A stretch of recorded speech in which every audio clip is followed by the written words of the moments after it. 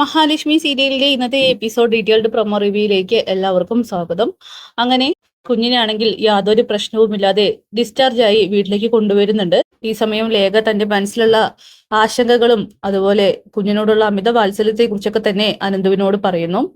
അനന്തുവാണെങ്കിൽ ലേഖയെ സമാധാനിപ്പിക്കുന്നുണ്ട്. മാത്രമല്ല അവന്റെ മനസ്സിൽ വല്ലാത്തൊരു ഭയവും ലേഖയുടെ ഈ ഒരു പോക്ക് കണ്ടിട്ട് കുഞ്ഞിനെ വിട്ടുകൊടുക്കുന്ന സമയത്ത് എന്തൊക്കെ സംഭവിക്കുമെന്ന് പോലും അനന്തുവിന് കണക്ക് കൂട്ടാനായിട്ട് കഴിയുന്നില്ല.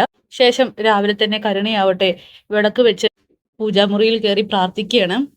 ഒരു തവണയെങ്കിലും ഞങ്ങളുടെ പ്രാർത്ഥന ദൈവങ്ങളെ നിങ്ങൾ കേൾക്കണേ, ആ കുഞ്ഞിന് എന്തെങ്കിലും സംഭവിക്കണേ, അവരുടെ സന്തോഷം തല്ലിക്കെടുത്താനായിട്ട് ആ കുഞ്ഞ് ഈ ഭൂമിയിൽ നിന്ന് തന്നെ പോണം എന്നൊക്കെ പറഞ്ഞ് പ്രാർത്ഥിക്കുകയാണ്. എന്നിട്ട് കരയുന്നൊക്കെയുണ്ട്. ഈ സമയം അയ്യപ്പ വിഗ്രഹത്തിലേക്ക് കരുണ നോക്കുമ്പോൾ അതിൽ നിന്നും പ്രത്യേകം ഒരു വെളിച്ചം അവളുടെ കണ്ണിലേക്ക് അടിക്കുന്നത് പോലെ തോന്നുകയാണ്. പെട്ടെന്ന് തന്നെ കരുണ പേടിച്ച് പുറത്തേക്ക് പോകുന്നുണ്ട്. എന്തായാലും അയ്യപ്പസ്വാമിക്ക് വലിയ ശക്തി തന്നെയുണ്ടെന്ന് കരുണയ്ക്ക് വീണ്ടും വീണ്ടും ബോധ്യപ്പെടുകയാണ്. പൂജാ റൂമിൽ നിന്നും പുറത്തേക്ക് വരുന്ന കരുണയെ കണ്ട് ദുർഗ ചോദിക്കുന്നുണ്ട്, എന്താടി എന്തോ ഒരു പതർച്ച മുഖത്ത്? ഒന്നുമില്ലമ്മേ, ആ അയ്യപ്പ വിഗ്രഹത്തിൽ നിന്നും എന്തോ ഒരു വെളിച്ചം മുഖത്തേക്ക് അടിച്ചതുപോലെ തോന്നി. ആ അതെ, സത്യമുള്ള അയ്യപ്പ വിഗ്രഹമാണ്. എന്തായാലും നീയൊക്കെ ചേർന്ന് പ്രാർത്ഥിക്കുന്നതൊന്നും ഒരിക്കലും നടക്കാൻ പോകുന്നില്ല. അല്ല, കുഞ്ഞിന്റെ കാര്യം എന്തെങ്കിലും അറിഞ്ഞോ? കണ്ണേട്ടൻ പോയിട്ട് കണ്ണൻ വിളിച്ചിരുന്നു. കുഞ്ഞിന് യാതൊരു പ്രശ്നമില്ല, കുഞ്ഞ് ഓക്കെയാണ്. ഡിസ്ചാർജ് ചെയ്ത് വീട്ടിലേക്ക് കൊണ്ടുവന്നു. പാല് കൊടുത്തതിന്റെ അളവ് കൂടിപ്പോയെന്നാ കേട്ടത്.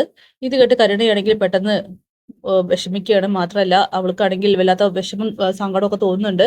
എന്താടി നിന്റെ മുഖം വാടിപ്പോയത്? ഒന്നുമില്ലമ്മേ. എന്താ നീയൊക്കെ കൂടി എന്തെങ്കിലും ഒപ്പിച്ചിരുന്നോ എന്നൊക്കെ ദുർഗ ചോദിക്കുന്നു. ഇല്ലെന്ന് പറഞ്ഞുകൊണ്ട് അവിടെ നിന്നും കരുണ പോവുകയാണ്. ദുർഗയ്ക്കാണെങ്കിൽ ചെറുതായിട്ടൊക്കെ സംശയം തോന്നുന്നുണ്ട് കരുണയുടെ അപ്പോഴത്തെ ആ ഒരു ആവേശമൊക്കെ കണ്ടിട്ട്.